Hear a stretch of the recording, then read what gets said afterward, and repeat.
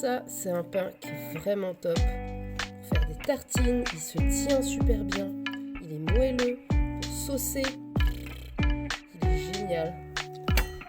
Et puis il est goûtu quoi. Il est vraiment top. C'est la recette du pain de l'univers.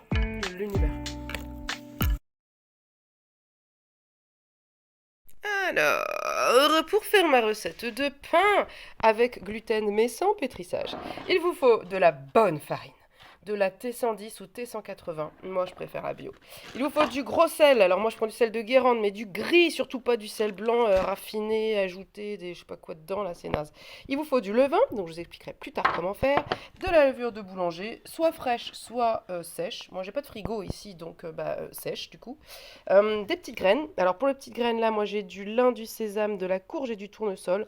Achetez pas des mélanges de graines tout fait, vous allez les payer 20 balles de kilo. Alors que si vous achetez séparément chacune des graines, ça coûte genre 5, 6, 7 euros le kilo. Et c'est mieux pour votre porte-monnaie. De l'eau, évidemment. Un grand saladier. Ouais, un grand saladier. Parce qu'on va pas pétrir, mais on va quand même mélanger un peu vénère. Il vous faut une palette, enfin une cuillère. Ouais, une cuillère. Moi, je prends une cuillère en plastique parce que c'est une cuillère professionnelle et qu'elle est hyper solide. Parce qu'on va quand même soulever la pâte. Même si ça dure pas très longtemps, on va quand même soulever la pâte. Et si vous prenez genre un truc comme ça, clairement, ça va péter en fait. Ça va péter. Donc, au pire, une cuillère en bois, mais avec un mancheron, ça pètera moins. Une maryse. Et puis évidemment, des moules en métal. Si vous prenez des moules en verre ou en terre, ça ne cuira pas en fait. Donc essayez même pas. Concernant le poids des choses, alors moi je mets toujours un peu au pifomètre en fait. Enfin, sauf la farine et l'eau. En gros, je mets un rapport d'un pour un. Donc là, j'ai mis 750 grammes de farine. Là, j'ai 750 grammes d'eau. Mais c'est pas sûr que je mette tout en fait. Je vais mettre quasiment la totalité, genre 700 grammes. Et après, j'ajouterai en fonction de la texture. Avec ces 750 grammes d'eau, j'ai mis un sachet et demi de levure de boulanger ici, parce que comme c'est un sachet pour 500 grammes, si je mets 750 grammes, ça fait un sachet et demi. Je mets un peu de mon eau dedans et je viens mélanger. Ça, c'est la première étape à faire pour que la levure puisse fondre un petit peu dans l'eau. Et non, on ne met pas de l'eau chaude. Ça, c'est une erreur, puisque là, on va travailler sur une fermentation lente pour que le gluten se détende. Donc, eau froide. On remue une petite minute et après on passe à la suite. Donc, farine. La quantité, donc pifomètre de graines, moi je mets à peu près la moitié de ça, à peine. À sec dans la farine. Encore un petit peu. Voilà, ça fait à peu près ça, une petite moitié. Pour le sel,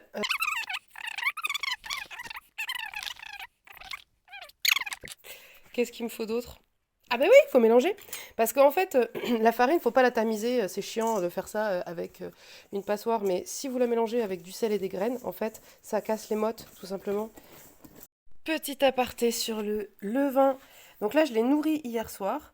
Alors, il est monté, il est monté jusque là. Et puis, hop, il est redescendu parce que le levain, ça vit. Donc là, je vais le mélanger avec deux mains, c'est plus pratique. Ouais, je suis pas une youtubeuse. Hein. Simple. C'est pas grave. Alors, je le mélange un petit peu pour l'homogénéiser parce qu'en fait, il forme des couches quand il fermente. Paf. Et il a une texture assez liquide. Et c'est volontaire. Ça, paf là. Donc, je vais ajouter du levain, mais alors c'est pareil. Moi, je fais toujours pifomètre. L'essentiel, c'est juste qu'il en reste dans le pot quand j'ai versé parce que je vais pouvoir redémarrer mon levain à partir des bactéries qui sont contenues là-dedans. Donc, le levain, il est versé ici. Je vais ajouter ma levure.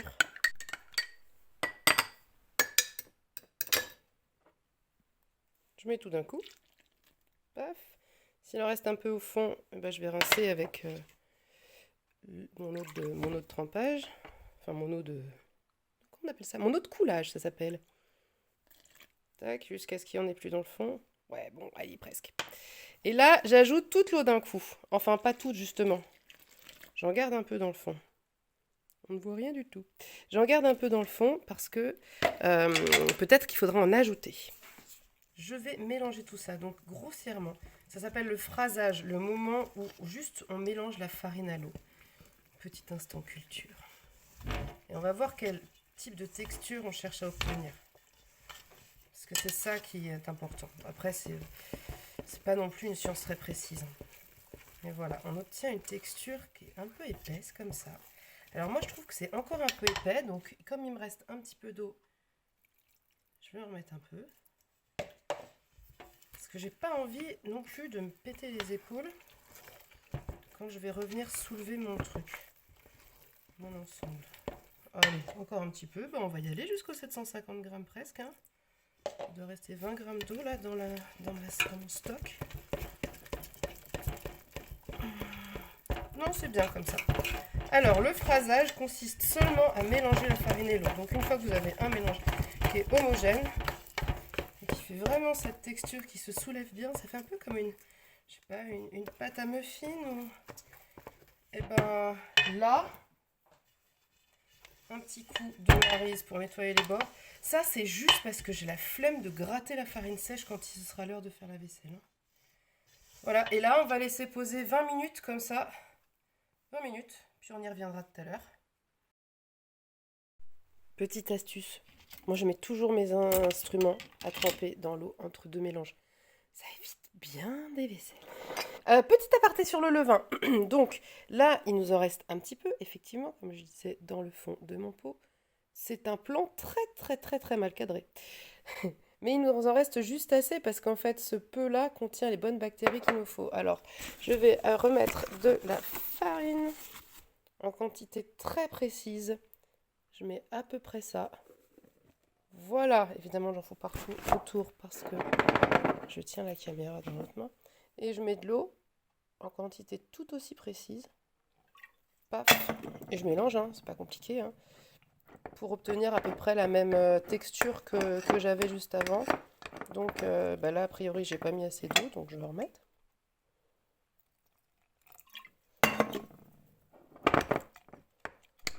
Bon, voilà, j'ai triché. Donc le but, c'est d'obtenir une texture un peu genre pâte à gaufre bien épaisse comme ça. Enfin, moi, mon levain, il a cette texture-là parce que du coup, ma pâte à pain a cette texture-là. Donc voilà, c'est un peu cohérent quoi. Et puis là, je vais le changer de bocal parce que ça fera plus propre quand même. 20 minutes plus tard, je vais lui faire son premier mélange. Donc, il s'agit d'emmêler le gluten. Je vous explique après pourquoi. Donc là, en fait, on soulève la pâte et on lui fait faire des boucles. On l'enroule. On va faire ça pendant environ, je sais pas, 30-45 secondes. Alors chacun sa technique, hein. Il y en a, ils vont faire plutôt comme ça, il y en a, ils vont soulever. Le principe, c'est qu'on enroule. Vraiment, on va tirer sur la fibre. Et on fait ça jusqu'à ce que notre épaule, elle chauffe un peu. Paf, ça chauffe un peu.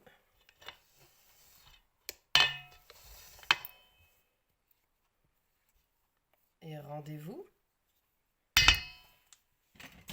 dans un petit quart d'heure, 20 minutes. Petit changement d'atmosphère pour un petit cours théorique. Alors, comment ça marche le gluten déjà? Alors, à quoi ça ressemble? Alors, ça ressemble à un genre de tire-bouchon, le gluten. Ça ressemble un peu à ça. Bon, ça, c'est mon élastique à cheveux.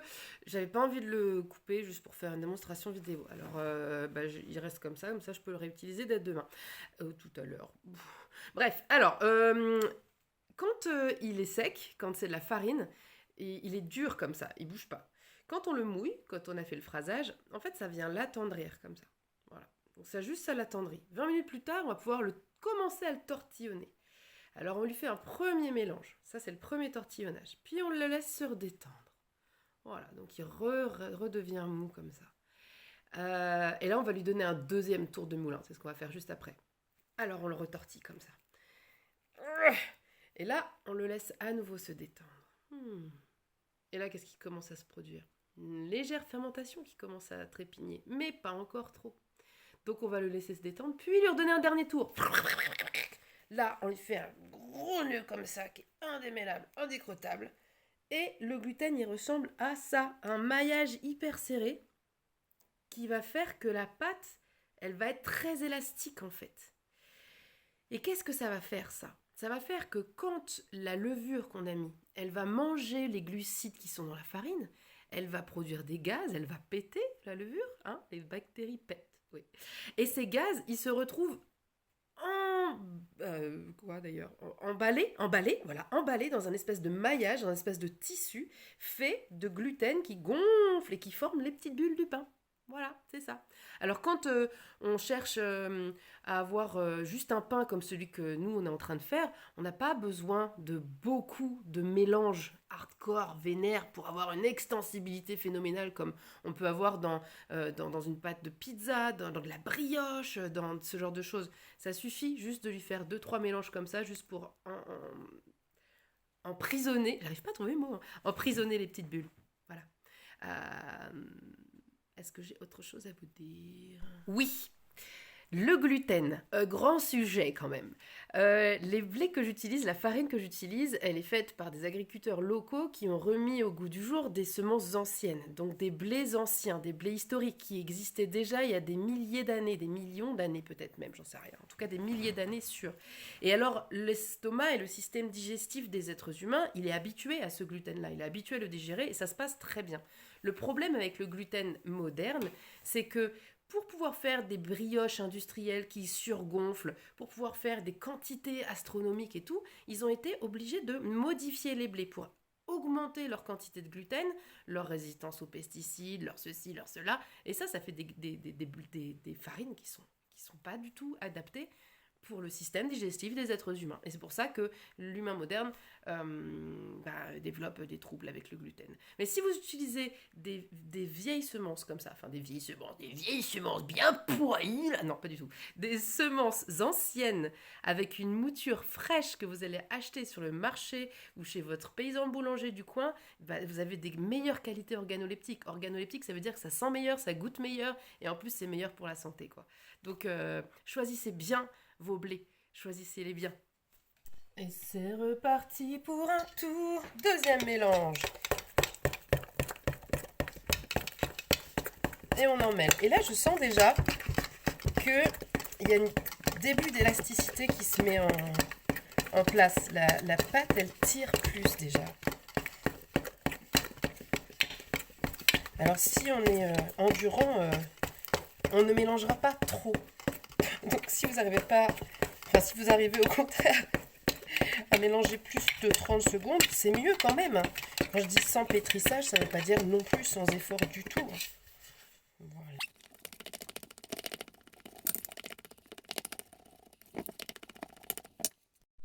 Bon, je m'aperçois que ma pâte, quand même, là, effectivement, hein, elle est peut-être un peu trop, un poil trop liquide. Bon, ça arrive. Et il est trop tard maintenant pour remettre de la farine. Alors, c'est pas grave, c'est pas grave.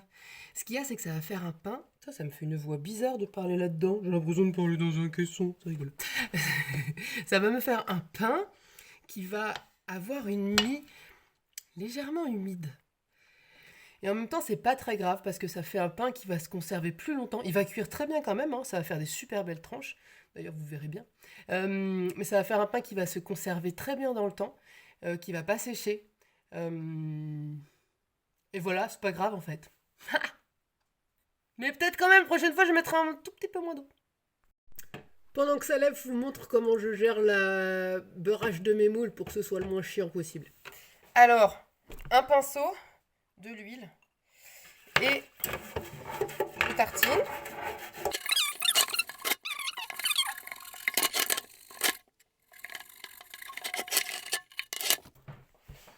Et là, de la farine.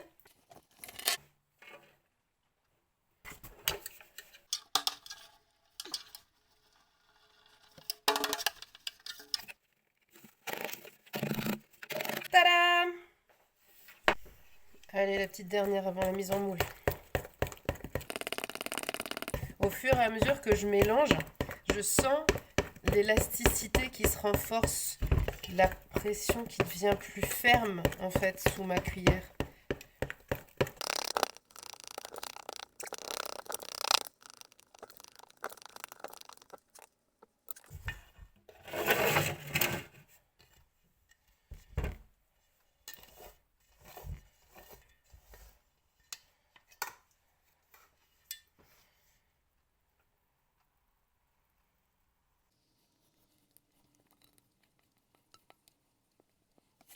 Et voilà. Un gros pain. Faut se tordre. Un gros pain. Et ben on va le laisser lever 1 heure et demie à température ambiante. Moi chez moi il fait un peu froid donc ça va peut-être être un peu plus long. Et dès que je vois qu'il commence à lever un peu, j'allume mon four. Bon voilà, 2 heures se sont écoulées. Non, je la garde. 2 heures se sont écoulées et mon pain n'a pas levé. Parce que chez moi, il fait 16 degrés. Que des rimes en et, mais c'est pas magnifique ça. Bon, alors on va le mettre à cuire quand même. Là, mon four chauffe depuis un petit quart d'heure. C'est un four à gaz, donc je sais que je vais pas obtenir une chaleur de malade. Normalement, il faut cuire le pain à 230 degrés pour bien le saisir. D'où l'intérêt aussi du moule en métal. Je vais mettre à cuire et puis ça va donner ce que ça va donner. Mais je sais qu'il va être bon parce qu'il est toujours bon. De toute façon. Hey.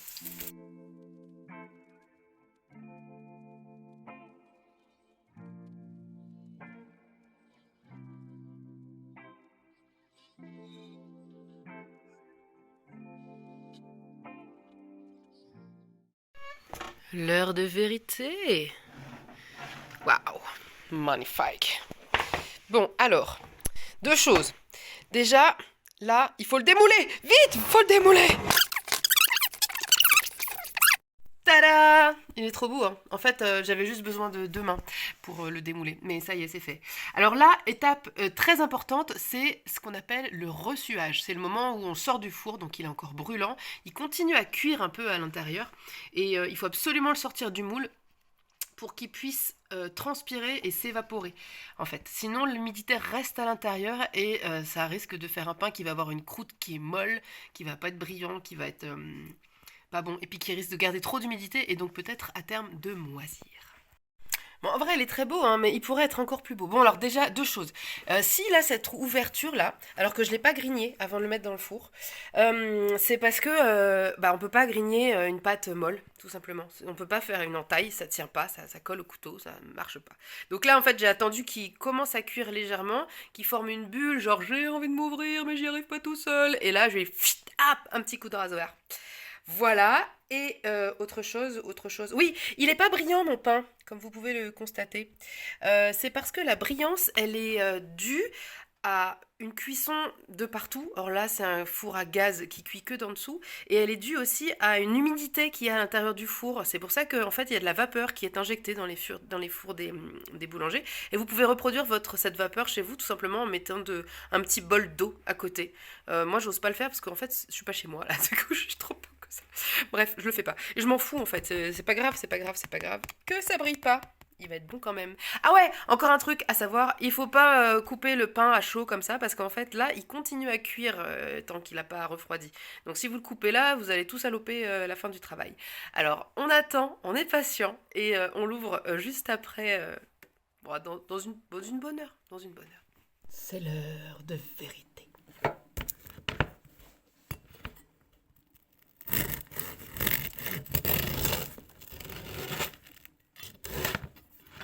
Tada!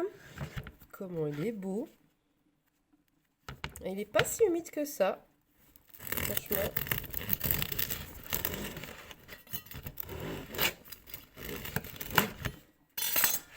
Il est super top. Et alors ça, c'est un pain qui est vraiment top. Pour faire des tartines, il se tient super bien. Il est moelleux. Pour saucer, il est génial. Et puis il est goûtu quoi. Il est vraiment top.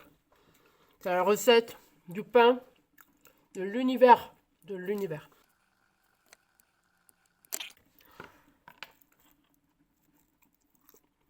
Déchire.